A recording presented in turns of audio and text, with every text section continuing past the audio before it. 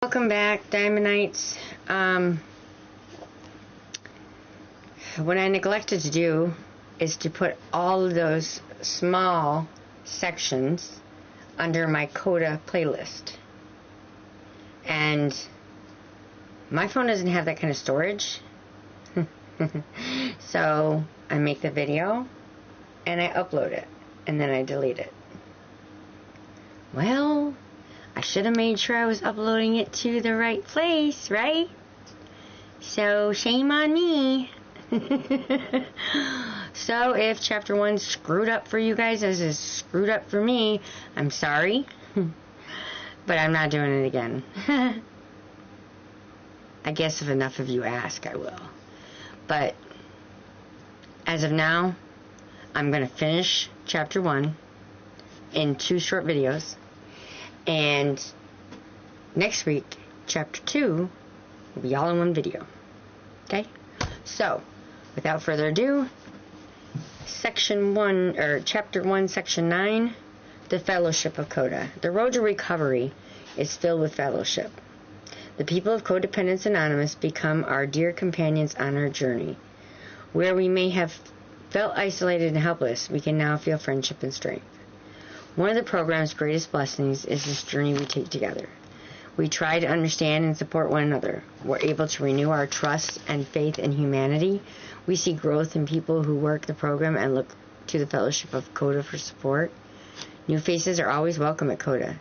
They give us hope because we know more people will journey with us to live more fulfilling lives. In Coda, there is understanding and acceptance, not judgment and advice. With the love, support, and safety the Coda Fellowship brings, we can begin to describe our own codependent characteristics and discover their sources. We learn to accept the support and guidance from others and begin to trust in a higher power, or God, of our own definition.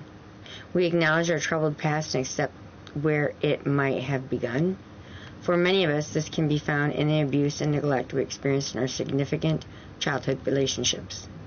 We may be reluctant to call some of those experiences abuse and neglect, but we might need to recognize them as part of our personal history.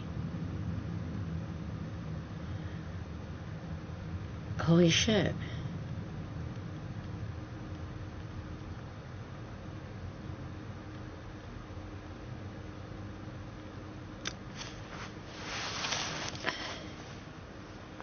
Wow.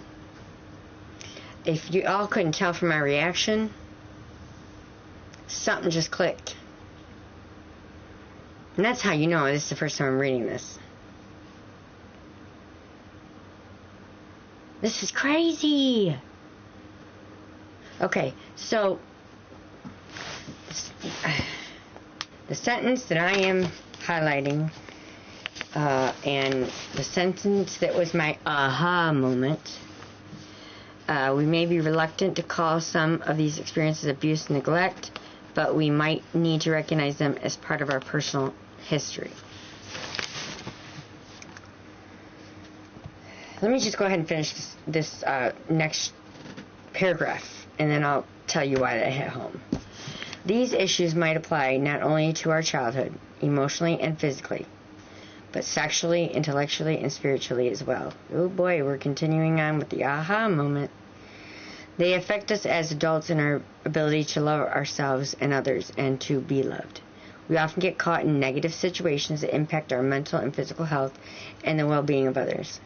Some of us may be able to recognize our feelings and comprehend the disastrous path we're on. We call this denial. Okay, so before I go into denial, I want to tell you what the aha moment was. For me, it's sitting here reading this, and then all of a sudden, the maybe reluctant to call some of these experiences abuse and neglect. That's the part that hit home. I was a daddy's girl growing up. Okay? I did a lot with my dad. He was never inappropriate with me sexually. Emotionally, extremely.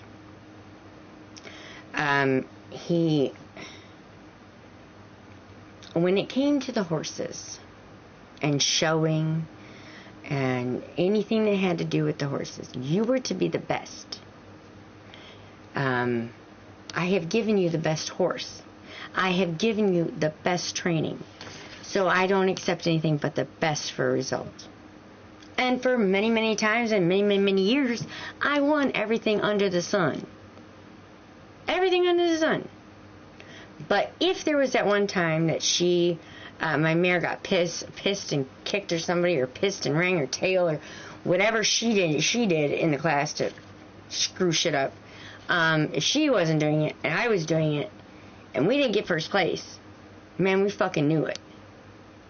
Because he was a complete asshole to you. It was so bad that my mom quit going to the horse shows. Like, he was literally an asshole. So, and now looking at it, I have allowed men, I have looked for the relationship with me and my dad. I've looked for that type of relationship with a man. Not saying I want my daddy, but saying this is the father figure relationship I had growing up. This is what is acceptable. Bull fucking shit. My traumatic brain injuries are all from men. Now, my dad didn't get physical with me. He tried one time and I swung a rope at him and told him to get the fucking horses himself. They broke out, got loose. End of story. But other than that, he wasn't abusive physically or sexually to me. I'm saying to me. I'm not going into detail about that either. But to me. He was my prom date. I had already been to 2 proms with my then boyfriend still, and he was a dud, so I took my dad. It was absolutely fun, amazing. And even though he was abusive emotionally, there were many, many, many good times, many good memories. And I choose to remember those. But that right there totally changed me. Right now. Now I know what I'm looking at. Now I can start piecing together what a healthy intimacy relationship would look like. Wow. That's a breakthrough. The feeling is great. You gotta be kidding me. All these years. All these fucked up relationships. My addiction. Everything I stand for came out of that relationship. Mine and my dad's. Everything I stand for. Everything I do. Everything I let a man do to me. Everything came out of that fucking relationship. I had an aha moment. And thank you for that. I love that. Thank you, Coda. However, I am feeling the release and everything, but I'm also fucking pissed. How about that? He damaged me for the rest of my life. Damaged me for the rest of my life.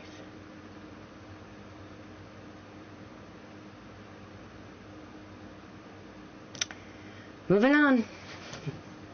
Denial. Denial of ourselves, our past and present, is often a great stumbling block to our early recovery. Amen, sister. Right here. Yes. Yep. It's a term often used when we don't accept our codependent behaviors as we learn about their patterns and characteristics, or as we hear them described in another person's story. Often in our frustration, we clearly see what everyone else is doing wrong, but we can't recognize our own wrongdoing. Some of us come to a place of despair and think of nothing else but giving up. We isolate from our friends and families, many times rejecting their love. That's me.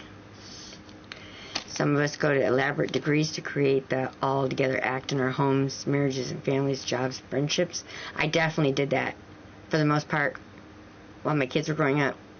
I tried to make, and now I'm mad at my dad because the relationship I had with him transferred into the relationships with all 3 of my kids. And if I had been fixed or knew what the hell was going on as a codependent person, a lot of shit that happened and a lot of shit they seen and was raised with wouldn't have happened. Let's just say that. Try as we might to do otherwise, we often experience devastating marriages, parenting, and family relationships. Ding, ding, ding, ding. Friendships and careers. Sometimes, even then, our denial continues. I even see it in my career. Or lack thereof. How about that? Dad had a career. He was a welder. But he went from job to job to job to job because he couldn't keep his hands to himself. He liked to grab asses. I always worried that he would get old and I'd have to put him in a nursing home and they'd be calling me every other day. Your dad's grabbed somebody's ass or grabbed somebody's boobs. He took care of it. He died from it pretty young. So. Alright. Wow. We may become so entangled in denial and control that we're forced to accept the hand of recovery through formal intervention and treatment. Eventually, we may get involved in separation or divorce, legal action, imprisonment, attempted suicide, hospitalization for physically related illnesses, mental problems, job loss, or a sideline career. We walk an extremely lonely and empty path in denial. Together we suffer severe devastation or try to appear altogether. We usually reach a point where denial no longer works. We finally determine enough is enough. We seek the hand of others in Coda and, if necessary, professional help. I'm going to do a whole little... we usually reach a point where denial no longer works. We finally determine enough is enough. We seek the hand of others in Coda and, if necessary, professional help. Those things are what I will write down from denial. All right. Listen, guys, we got one more subsection. Okay? And then we're done with chapter 1. Again, I'm going to do the next chapter all in 1, maybe 2 settings. 2 at the most. Have a great day. Be blessed, and I'll see you very shortly.